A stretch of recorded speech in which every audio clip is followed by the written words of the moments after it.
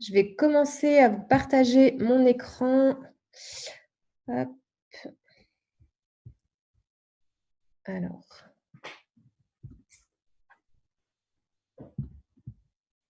tac. Allez, let's go. Diapo, hop, go. Donc, bonsoir à tous. Donc, ce soir, comme tous les lundis soirs, du coup, pour ceux pour qui c'est la première fois, on fait des lives nutritionnels. Donc, le but étant de vous apporter un maximum d'infos autour de la nutrition sur des sujets qui sont différents. Là, ce soir, on va parler des lipides. Donc, on va vraiment voir à quoi servent les lipides, dans quoi vous allez les retrouver et comment justement on va pouvoir apporter les bons lipides à votre organisme. Donc, ça va durer une vingtaine de minutes. Simplement, n'hésitez pas à poser des petites questions dans le chat si vous en avez. Et comme ça, à la fin, on aura 5-10 minutes pour faire une session de questions-réponses. Je vais juste enregistrer le live une petite seconde. Hop, attendez, parce qu'après je vais oublier. Hop, nickel, let's go. Excusez-moi. Donc, pour me présenter rapidement, du coup, donc je suis Mélanie, je suis lyonnaise, donc je suis pharmacienne. J'ai terminé en fait mes études il y a 2 ans. Je suis partie en fait en Martinique faire la fin de mes études et là-bas, j'ai bien profité de la culture culinaire antillaise. Je suis rentrée sur Lyon, forcément, j'avais pris un petit peu de poids aussi et j'ai découvert justement le concept autour de la nutrition, du sport, du bien-être et je me suis dit, en même temps de reprendre la vie active, ça peut être bien justement de me lancer dans un petit challenge pour pouvoir me sentir bien dans mon corps. Donc, j'ai changé mon petit-déj, mon hydrate, mes encas, j'ai rééquilibré tous mes repas. J'étais déjà plutôt sportive, donc juste le fait de changer et d'optimiser en fait ma nutrition, ça m'a permis de perdre quasiment 10 kilos en 6 mois. Et forcément, c'est des kilos qui n'ont pas été repris. C'est une perte de poids qui s'est vue dans mon entourage. Donc, j'ai commencé en fait à en parler. J'ai commencé à aider ma famille, mes amis. Et là, je me suis vraiment dit, ça peut être vraiment intéressant de pouvoir, en parallèle de mon métier de pharmacien, de pouvoir aider un maximum de personnes à se remettre en forme. Donc, c'est pour ça qu'il y a 1 an et demi, du coup, on a ouvert donc un bar nutritionnel sur Lyon pour pouvoir aider donc un maximum de personnes à se remettre en forme. Donc, ce soir, c'est ce qu'on disait, on va voir vraiment toute une chose sur les lipides. Donc, comment comprendre à quoi ils servent et les différentes classes pour pouvoir justement avoir les bons apports en fonction de votre objectif. Donc là, ça, c'est la base, l'équilibre alimentaire. Donc, peu importe votre objectif, pour avoir une bonne santé et pour avoir une bonne alimentation, il faut vraiment que vous compreniez qu'il faut avoir un équilibre alimentaire avec toutes ces choses-là. Un équilibre alimentaire, c'est quoi? C'est une alimentation qui va être composée de macronutriments. Donc, les macronutriments, vous allez avoir des glucides, c'est tout ce qui va être la classe des féculents, etc. Vous allez avoir les protéines, donc que vous allez retrouver soit sous forme de protéines végétales ou sous forme de protéines animales. Et vous allez avoir besoin de lipides qui vont devoir représenter environ 30% de vos apports journaliers. Donc, c'est ce sur quoi on va parler ce soir. Et enfin, il faut aussi donc toute une classe sur les micronutriments, c'est tout ce qui va être vitamines, minéraux, donc tout ce qui va être justement pour le bon fonctionnement des cellules, pour le système immunitaire. Une bonne alimentation, il va également y avoir besoin de fibres, d'environ 25 à 30 grammes de fibres. Donc ça, c'était le sujet de la semaine dernière. Donc si jamais ça vous intéresse, le live est disponible auprès de la personne qui vous a invité sur ce live ce soir. Et également, du coup, toute une hydratation aux alentours de 2 litres par jour. Bien évidemment, ça va varier en fonction de l'activité physique, en fonction du poids, du sexe, etc. Mais voilà, c'est vraiment les éléments essentiels pour avoir donc un équilibre alimentaire. Les lipides, à quoi servent-ils? Donc, il va y avoir différents rôles. Les lipides, ils vont jouer donc dans la structure de la membrane de nos cellules. C'est-à-dire que pour qu'une cellule fonctionne correctement, il faut qu'elle soit bien composée. Et du coup, donc les lipides, en général, donc ils apparaissent en fait dans la membrane de nos cellules. Ils vont permettre également donc de transporter les protéines et les hormones dans le sang. Ils vont permettre aussi de transporter certaines vitamines, c'est ce qu'on appelle donc les vitamines liposolubles. En fait, vous avez 4 vitamines qui vont avoir besoin en fait d'être entourées en fait de lipides pour pouvoir être transportées correctement dans l'organisme. C'est le cas de la vitamine A, de la vitamine D, de la vitamine E et de la vitamine K.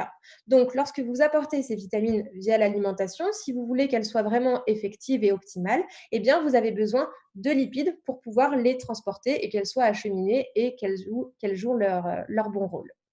Et enfin, donc, les lipides vont jouer également un rôle dans l'élaboration de certaines hormones, notamment donc, les hormones sexuelles. Donc, ça va jouer par exemple sur l'œstrogène, sur la testostérone et également sur le cortisol. Donc, les lipides ont également un rôle sur les hormones qui vont justement jouer sur la prise de poids ou la perte de poids. Donc, on le reverra un petit peu plus loin. Donc, les lipides, c'est souvent associé en fait aux graisses. On pense souvent que les graisses alimentaires, c'est ce qui va nous donner du coup la graisse corporelle. Mais il faut faire une petite distanciation entre ça. Il faut savoir que les lipides, c'est le macronutriment le plus énergétique et le plus calorique. C'est-à-dire que 1 gramme de lipides équivaut à 9 kilocalories. A contrario, par exemple, des protéines et des glucides qui, eux, apportent 4 kilocalories. Là, les lipides, c'est ce qui va permettre justement d'augmenter vos calories sur une journée. Donc, bien évidemment qu'il va falloir en consommer. Il va en falloir en consommer suffisamment et on le verra derrière. Mais il ne faut pas non plus être en excès pour ne pas justement exploser votre total calorique. Donc, c'est un macronutriment qui est essentiel parce que certains lipides sont non synthétisés par l'organisme et vous avez justement besoin de les apporter par l'alimentation. C'est le cas justement des oméga 3 et des oméga 6. On le reverra juste derrière. Donc, bien savoir qu'il ne faut pas bannir les lipides, mais qu'il faut simplement les apporter en quantité suffisante. Et que vous soyez en perte de poids ou en prise de masse, ou même juste sur un maintien du poids, mais simplement pour une bonne alimentation, en moyenne, il faut apporter 1 gramme de lipides par kilo par jour, d'accord? Et on le reverra à la fin au niveau de la conclusion, mais si vous voulez jouer sur de la perte de poids ou sur de la prise de poids, eh bien, ce n'est pas sur les lipides qu'il va falloir diminuer, mais ce sera sur les glucides. Donc, on va essayer de voir un peu de manière assez schématique et assez simplement les différentes classes de lipides pour pouvoir les comprendre et pour pouvoir justement bien les choisir dans vos assiettes. Donc, il va y avoir, on va dire, 3 grandes classes. Les acides gras insaturés, qui là se décomposent en acides gras polyinsaturés ou en acides gras monoinsaturés. Ensuite, vous allez avoir les acides gras saturés et enfin les acides gras transindustriels. Donc, on va justement évoquer toutes ces classes-là. La première, ça va être la classe des acides gras saturés. Les acides gras saturés, soit elle va être d'origine animale, c'est tout ce que vous allez retrouver dans le beurre, dans la crème, dans les fromages, dans les viandes grasses. Donc, viande grasse en général, c'est tout ce qui va être viande rouge. Tout ce qui va être bœuf, mouton, des choses comme ça. Ou alors origine végétale. Et là, vous avez surtout 2 huiles qui sont donc sources d'acides gras saturés. L'huile de palme, que l'on retrouve généralement dans tout ce qui va être industrialisé, et l'huile de coco. Et en fait, souvent, les acides gras saturés, ils sont souvent accusés d'être responsables d'un mauvais cholestérol ou d'un risque de maladie cardiovasculaire, mais il faut savoir que les acides gras saturés, ils sont essentiels à l'organisme. Ils sont essentiels pour tous les rôles qu'on a cités juste avant. Donc, bien évidemment qu'on ne va pas bannir les acides gras saturés, mais par contre, il faut les manger en quantité équilibrée et de manière raisonnable. Il faut simplement trouver un équilibre. Et je voulais simplement revenir sur l'huile de coco parce qu'on entend en fait beaucoup de choses sur l'huile de coco. D'un côté, vous allez lire que c'est très bien, de l'autre côté, vous allez entendre que ce n'est pas du tout bien.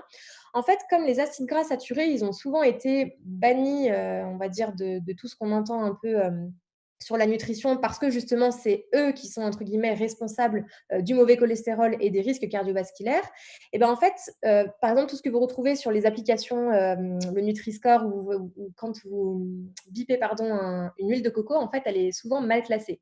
Pourquoi? Parce que comme on s'est dit que les acides gras saturés, c'était quelque chose de mauvais, comme l'huile de coco, c'est une source d'acides gras saturés, on l'a rangée en fait dans la catégorie des mauvais apports en lipides. Or, c'est une exception parce que l'huile de coco, c'est vraiment une huile que vous pouvez consommer sans modération. Déjà parce que c'est une huile que vous pouvez chauffer sans qu'elle se dénature. Donc, on le reverra, mais pour la cuisson, c'est une huile qui est excellente. Et c'est très important, par exemple, pour toutes les personnes qui sont végétariennes, qui ne peuvent pas forcément utiliser de beurre dans les préparations. Eh bien, pour tout ce qui est pâtisserie, etc., plutôt que d'utiliser du beurre comme matière grasse, eh bien, on peut très bien utiliser l'huile de coco. Donc ça, c'était la première classe, c'était les acides gras saturés. Ensuite, vous allez avoir les acides gras insaturés, où là, du coup, on avait différentes classes. Donc, on avait les polyinsaturés et les monoinsaturés. Là, on va voir les polyinsaturés avec 2 catégories. La première, les oméga 3. Donc, les oméga 3, vous allez généralement les retrouver dans les poissons gras, dans les graines, généralement les graines de lin. Et les graines de lin, c'est vraiment une source de lipides en oméga 3 qui est très, très importante, on reverra derrière. certaines huiles comme l'huile de colza, l'huile de lin justement, l'huile de noix et certains légumes comme la mâche ou les choux.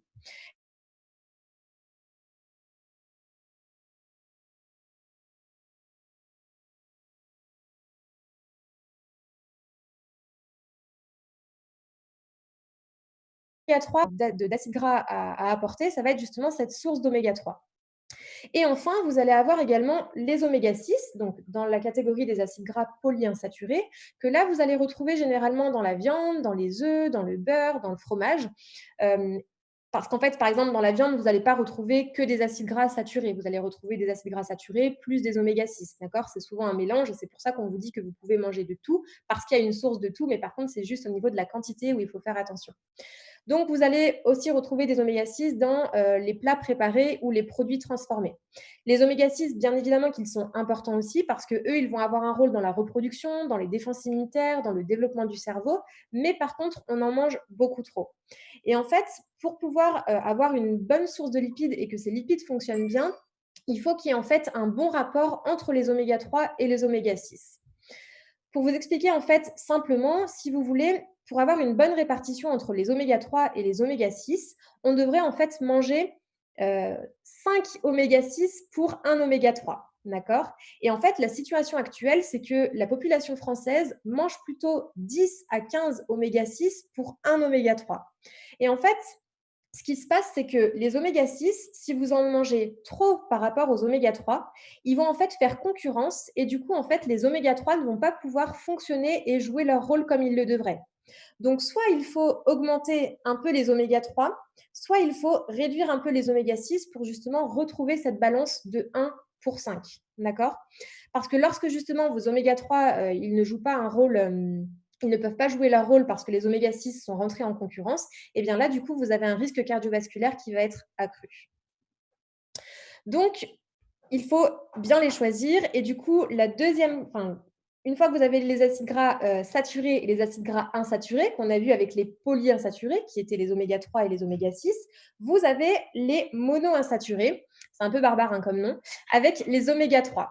Donc là, c'est le seul oméga que l'on peut synthétiser grâce aux différentes sources de lipides que l'on apporte dans le reste de l'alimentation. Donc on va dire qu'on n'est jamais en carence d'oméga 9 parce que justement le corps peut le synthétiser avec d'autres choses. Donc là, vous allez le retrouver dans certaines huiles, comme par exemple l'huile d'olive, l'huile de noisette, dans les oléagineux et dans l'avocat. Donc là, les oméga 9, du coup, eux, ils vont jouer un rôle dans la prévention du diabète et dans les maladies cardiovasculaires. Donc pour vous faire un résumé, les acides gras insaturés, donc avec les polyinsaturés, les oméga 3 qu'il faut privilégier, les oméga 6 qu'il faut apporter, mais du coup avoir un bon rapport entre les oméga 3 et les oméga 6, les acides gras insaturés, monoinsaturés, donc les oméga 9, mais finalement, on en mange assez parce qu'ils peuvent être synthétisés par l'organisme grâce à ces différentes sources que l'on retrouve sur ce schéma. L'autre catégorie, du coup, ça va être les acides gras saturés. C'est ce qu'on retrouvait justement dans le fromage, le beurre, les viandes, etc., qui sont en fait un peu catégorisés comme mauvais, mais vous pouvez en manger. Hein. Le but, c'est pas du tout de les bannir de l'alimentation, mais c'est simplement, par contre, de trouver un équilibre. Et par contre, s'il y a une classe d'acides gras dont on n'a pas parlé et pour le coup qu'il faudrait essayer de bannir au maximum, ce seraient les acides gras trans-industriels. Les acides gras trans-industriels, en fait, ils sont apportés dans l'alimentation en fait par un procédé d'industrialisation, pardon, qui fait qu'en fait, ces acides gras ne sont pas du tout bénéfiques pour l'organisme. Et là, c'est tout ce que vous allez retrouver en fait dans tout ce qui va être plat préparé, les pizzas, les biscuits, les chips, voilà, tout ce qui est vraiment industriel où du coup, bah, on rajoute beaucoup plus de gras que finalement de nutriments dont votre corps a besoin. Donc, pour résumer un peu ça, vous avez besoin du coup des deux classes, acides gras insaturés, acides gras saturés, et d'éliminer au maximum les acides gras transindustriels. D'accord? Donc, pour vous donner un peu plus de concret, justement, comment mieux consommer les lipides. Déjà, essayez de privilégier les poissons gras 1 à 2 fois par semaine.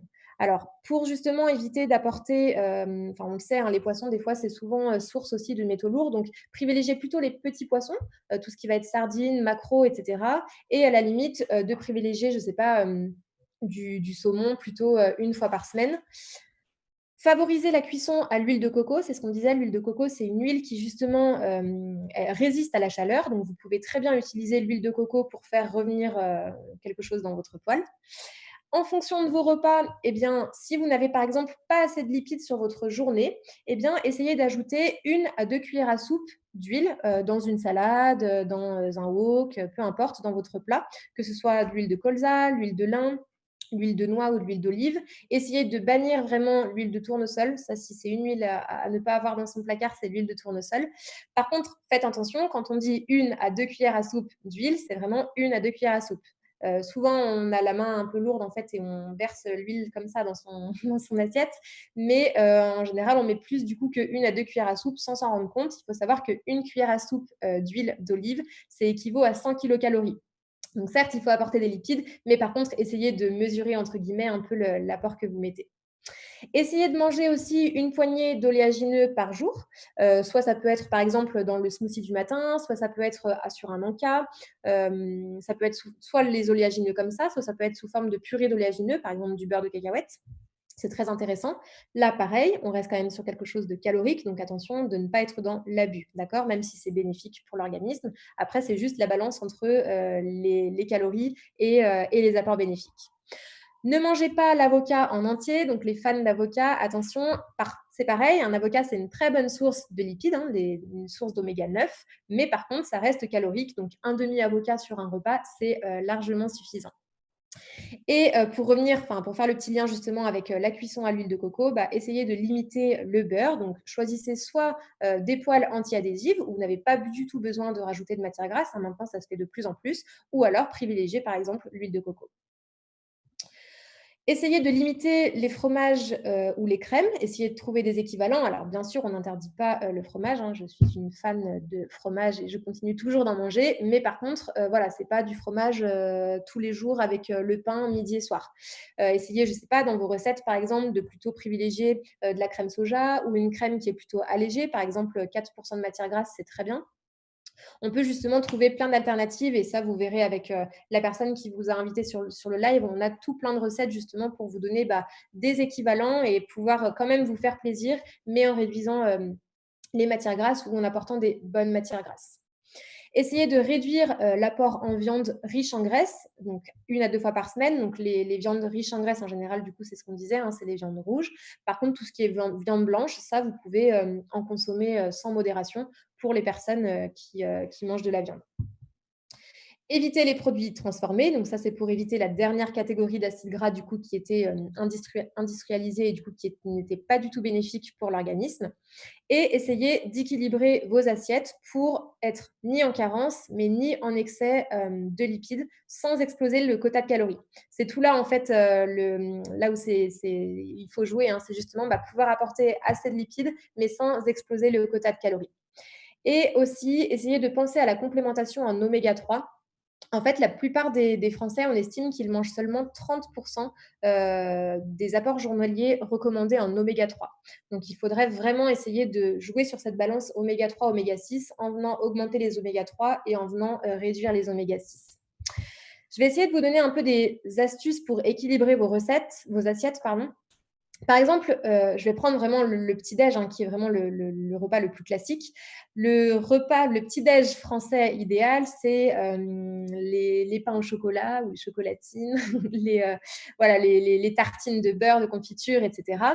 Et en fait, vraiment, nous, dans notre concept, on travaille avec Herbalife Nutrition. Pourquoi? Parce que et le produit phare, hein, vraiment d'Herbalife Nutrition, c'est la boisson nutritionnelle, le Formula One.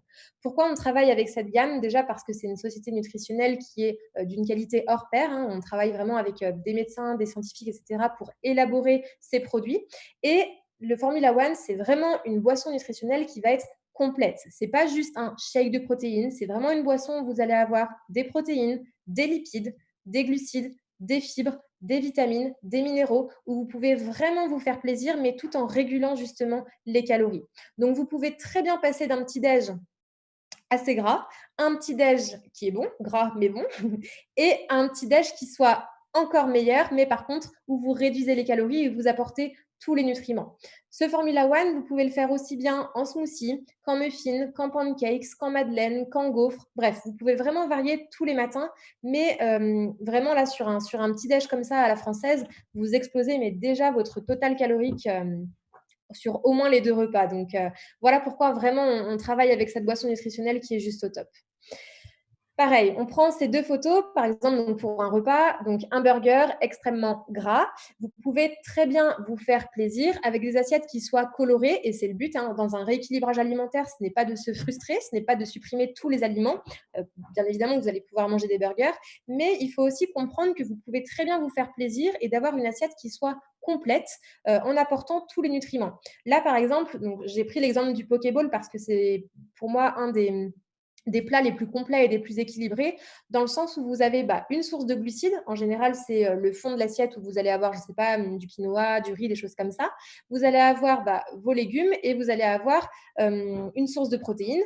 Et là, en fait, la source de protéines, qui est le saumon, c'est également une bonne source de lipides. D'accord? Donc, pour vous montrer que vraiment, vous pouvez vous faire plaisir en ayant des assiettes qui soient complètes, qui soient faciles à faire. Je sais que parfois, on n'a pas forcément ou on ne prend pas forcément le temps de faire des assiettes équilibrées. Ça, honnêtement, ça prend très peu de temps à faire. Donc, essayez vraiment soit d'anticiper quand vous savez que, je ne sais pas, vous avez 2-3 jours où vous n'allez pas pouvoir cuisiner, de planifier en fait vos repas à la semaine pour pouvoir justement essayer d'avoir les meilleurs repas sur les jours à venir. Et la complémentation qui peut être essentielle, notamment aussi chez les sportifs. Les sportifs ont énormément besoin, d'oméga 3 justement pour pouvoir récupérer et pour pouvoir aussi favoriser, la prise de masse musculaire. Donc là, on a un complément alimentaire à base d'oméga 3 qui s'appelle Herbalife Line Max, pardon, qui va vraiment jouer du coup sur une fonction cardiaque normale, sur le maintien d'un taux de triglycérides normaux.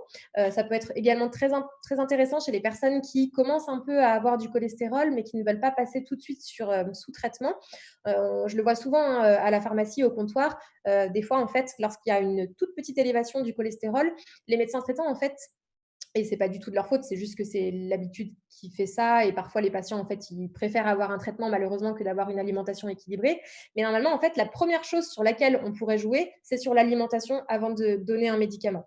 Et parfois, en discutant un peu avec les patients, donc certes, ils ont un taux de cholestérol qui du coup est régulé grâce à leur traitement et en fait, quand on discute un peu avec eux, qu'on leur demande un petit peu, l'état des lieux de leur alimentation, on se rend compte en fait que, ils s'autorisent à manger mal parce qu'en fait, ils ont le traitement et que finalement, s'ils ont le traitement, ils peuvent manger mal et que c'est compensé. Donc après, voilà, chacun sa façon de réfléchir, mais je trouve que c'est pas mal plus enfin, c'est quand même beaucoup plus intéressant de pouvoir déjà optimiser sa nutrition avant de peut-être déjà passer sur un traitement. Donc voilà, c'était la petite parenthèse sur le taux de triglycérides. Ça permet aussi d'avoir une pression sanguine normale, d'améliorer la vision et forcément d'avoir un meilleur fonctionnement au niveau du cerveau, puisqu'on le disait, c'est un des rôles essentiels des lipides. Donc Herbalife Line Max, du coup, c'est un complément alimentaire que vous pouvez prendre tous les jours, 1 à 5 gélules par jour en fonction du coup du rôle que vous souhaitez. Mais voilà, c'est vraiment un produit de qualité également et la complémentation, on n'y pense pas assez, mais pour les oméga 3, c'est très, très important. Donc pour conclure, essayez déjà de vous focus un petit peu sur les bonnes sources. Maintenant que vous savez un peu, les différentes sources, dans quoi vous les retrouvez, vraiment de comprendre, l'intérêt entre les oméga 3, les oméga 6, de pouvoir, on va dire limiter les autres sources. Essayez d'avoir, un taux «normal» entre guillemets, c'est-à-dire d'être ni en carence, parce qu'une carence en lipides, ça peut apporter des problèmes au niveau de la croissance, mais ni d'être en excès, où là du coup c'est plutôt des problèmes d'obésité et tout ce qui s'ensuit derrière. Lorsque vous avez un objectif, que ce soit de la prise de poids ou de la perte de poids, ne descendez pas vos lipides si vous voulez perdre du poids. C'est-à-dire que vous devez maintenir un bon taux de lipides, vous devez maintenir un bon taux de protéines et après, vous n'avez plus qu'à jouer sur les glucides. Et enfin, pensez aussi, et ça je le répète souvent, parce qu'on pense souvent qu'à son objectif physique, mais on ne pense pas à sa santé. Et c'est ce qu'on disait justement avec toutes les personnes qui ont des problèmes de cholestérol. Pensez à votre santé. Donc quand on est jeune, on n'y pense pas maintenant. Et c'est souvent quelques années plus tard que du coup le corps nous le fait ressentir des mauvaises habitudes alimentaires qu'on a eues. Donc voilà, si vous avez des questions sur tout ça, je suis toute oui. J'espère que ça a pu être clair. C'est pas évident d'expliquer les différentes sources d'acides gras, et cetera, de manière schématisée et facile. Hop.